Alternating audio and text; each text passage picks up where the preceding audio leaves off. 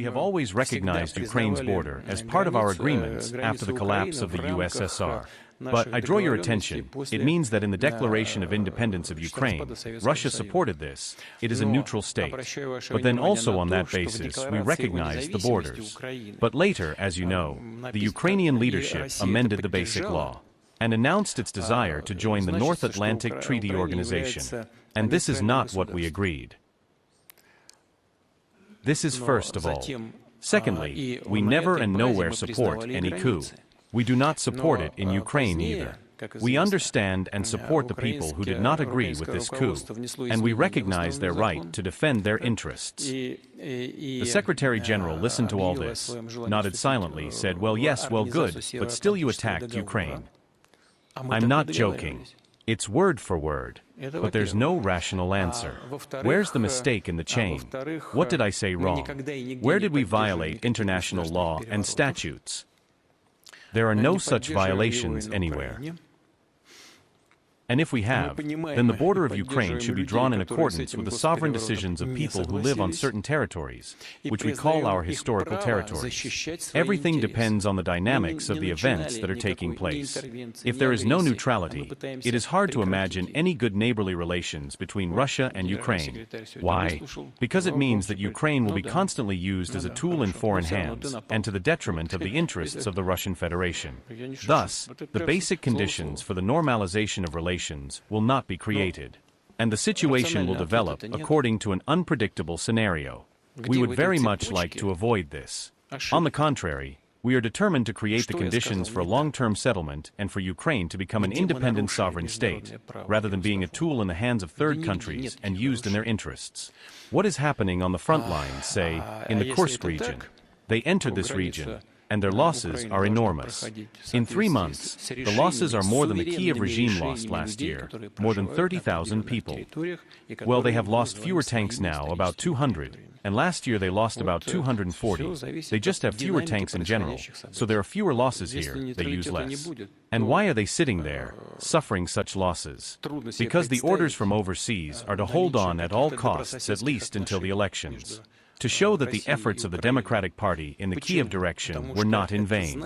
Now in many directions, in the Kupiansk direction, I do not know whether the military said it or not, there are 2 centers of blockage there. In one, Ukrainian troops are surrounded and pressed against the reservoir. A group of about 10,000 soldiers is blocked. The other is near Kupiansk. There are about 5,000 soldiers. They are trying to put pontoon crossings in order to partially break out at least. But our artillery instantly destroys them. Well, 2 directions in our area of responsibility of the center group of forces. There will probably be a third soon. The Ukrainian military sees everything, but the decision to fight is made at the political level. We are ready for peace talks, but not based on Kiev's wishes, the name of which changes from month to month, but rather based on Istanbul agreements and today's realities. Only the ceasefire should not be for half an hour and not for half a year so that shells can be brought to them, but to create conditions for the restoration of future cooperative relations in the interests of the 2 peoples, which are undoubtedly fraternal, no matter how much the rhetoric is complicated by today's tragic events in the relationship between Russia and Ukraine. We certainly condemn any manifestation of terrorism. The attack on Israel on October 7th is a manifestation of it. But, of course, the response must be proportionate. You know, we must now strive to minimize the suffering of the Palestinian people. We have to stop the fighting there immediately. Sure that both Israel and Palestine, in this case Hamas, agree on this. We have to look for ways to find mutually acceptable solutions. Are there any? A question, is it possible? I believe that yes, it is possible, as strange as it may seem. We even have our own thoughts on this. We are even trying to talk to all the participants in this conflict, trying to find what might be acceptable to all. And on the whole, there may be light at the end of the tunnel.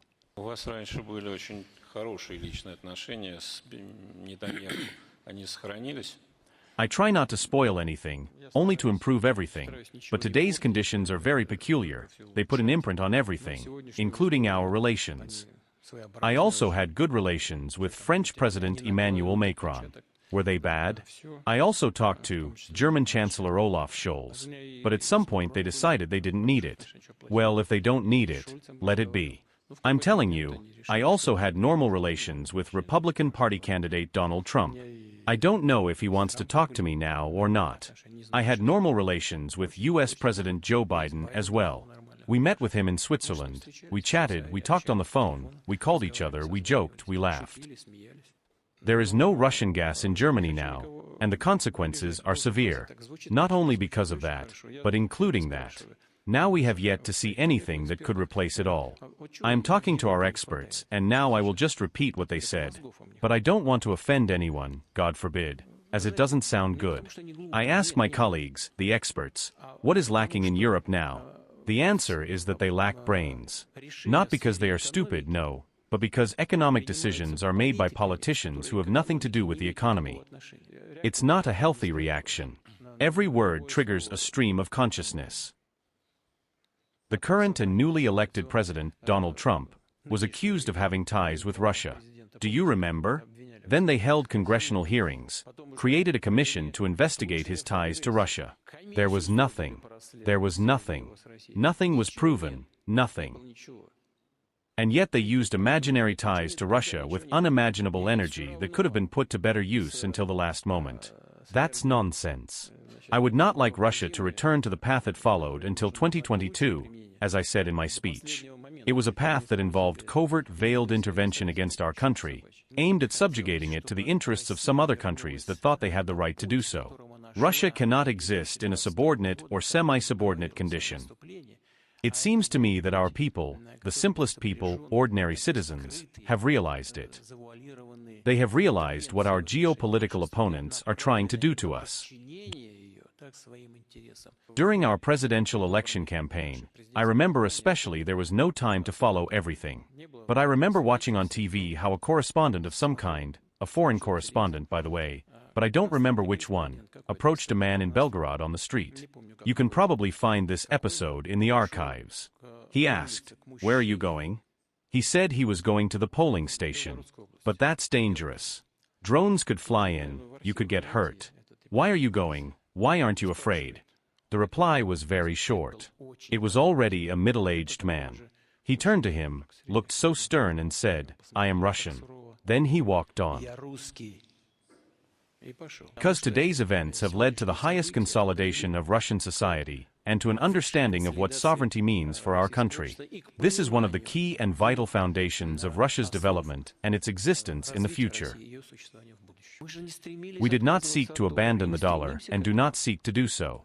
The political and financial authorities of the United States or Europe do it themselves when they refuse to settle accounts in euros. The euro has not yet established itself as a world currency, and they are already restricting it with their own hands. This is nonsense. We are denied simply to use the dollar as an instrument of payment. Well, let it be. In my opinion, this is a terrible stupidity on the part of the U.S. financial authorities, because this dollar holds all the power of the United States today. They are cutting it off with their own hands. It would seem to me that whatever was going on, the dollar is like a sacred cow, it could not be touched. With their own hands they cut the horns off this cow, they don't wash its udder. And on the contrary, why is it necessary to offend anyone? Our cooperation and friendship with China is not against anyone. Our relations with China are not directed against third countries, including the United States. Our relations with China are aimed at creating conditions for the development of our countries and creating the necessary conditions for the security of our peoples. Russia is not uniting with anyone against anyone. This seems all the more unrealistic with regard to China, with which we have achieved, as I have already said, an unprecedentedly high level of mutual trust, cooperation, and friendship. Of course, we are on China's side. Firstly, because of what I said above. We do not believe that China is pursuing an aggressive policy in the region. A lot of things revolve around Taiwan. Everybody formally recognizes Taiwan is part of China. But what's the reality? In practice, they act in a completely different direction, provoking the situation in the direction of aggravation. Why? Isn't it for the same reason they provoked the Ukrainian crisis? To create a crisis in Asia, and then to say to everyone else, "Guys, come closer to me, because you can't do it without me." Maybe that kind of logic works there in Asia too. So we do support China, and because we think it has an absolutely balanced policy. Besides, it is our ally. The US conducted endless exercises there. Eventually, China and we also began to conduct drills. But these exercises are not a threat to anyone. They aim to ensure our security. We believe that this is the right tool to stabilize the situation not only in Asia, but in the whole world. The ball is in the United States court, because we have not damaged relations with them. We have not imposed any restrictions or sanctions against them. We do not contribute to any armed conflict in the territories close to them. We have never endeavored to do so, and in practice have never, I would like to emphasize, allowed ourselves to do so. It is not clear why the United States allows itself to do so. I hope that they too will eventually come to realize that it is better not to do this if we do not want any global conflicts. As for the situation in East Asia as a whole, is China creating blocks there? It is the United States creating a bloc. One bloc, second, third. Now NATO is formally getting involved there. Nothing good happens when closed military political blocs are created under the explicit leadership of one major country.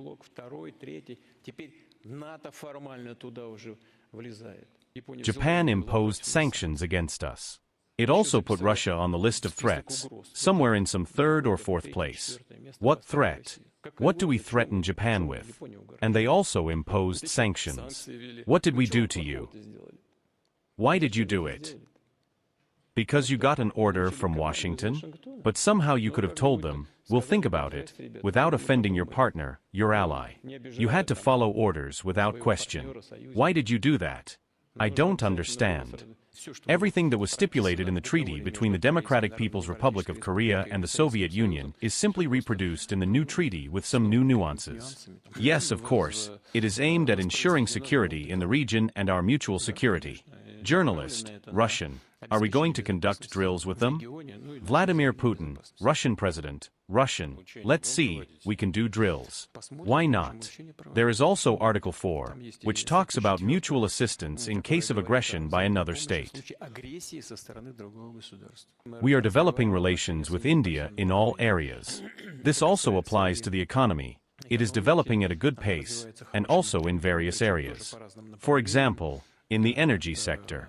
We are ready, by the way, to supply the Indian market with oil, but supplies have increased many times over. This applies to the possibility of supplying liquefied natural gas.